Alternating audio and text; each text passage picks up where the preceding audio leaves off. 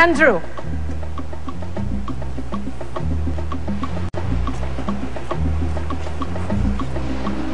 How could you do that?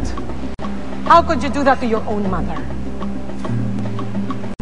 Ibinigay ko sa iyong lahat. Pinag-aral kita sa Amerika. Tapos ito ang gaganti mo sa akin?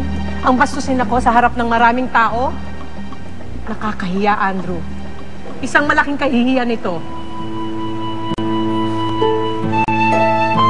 Nakakahiya? Sinabi ko lang naman yung totoo. Don't talk to me that way. I am still your mother. Isinilang niyo lang ako. Pero kailan ba kayo naging nanay sa akin?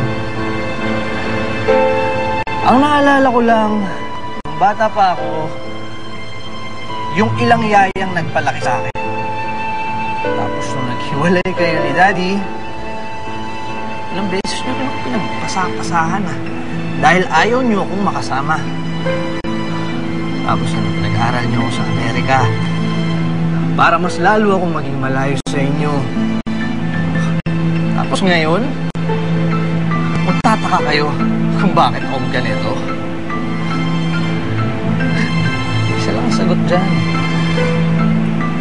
Dahil wala kayong kwentang ina.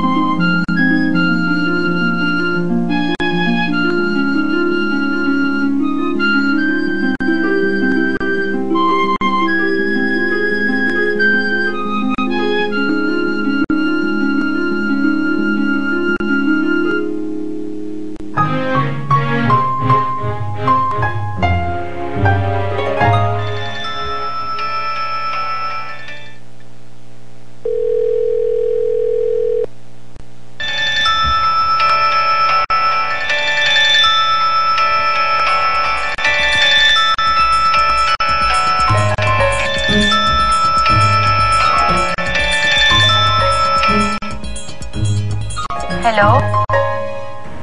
Hello? Sir, may kailangan po kayo? Oo. Oo. Oo,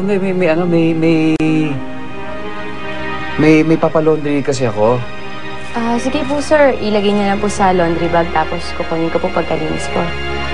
Sige. Ganito. Kasi yung pupunta rin kasi ako ng lobby. So, gusto mo, pwede tayo magkita doon. Pababa na rin naman kasi ako. Tsaka, kailangan ko na rin kasi kagad yung mga damit ko eh. Sige po, sir. Ngayon na po? Oh. Well, in 10 minutes. Sige po. Hindi ko po kayo sa lobby. Okay. Sige, salamat. Okay, bye-bye.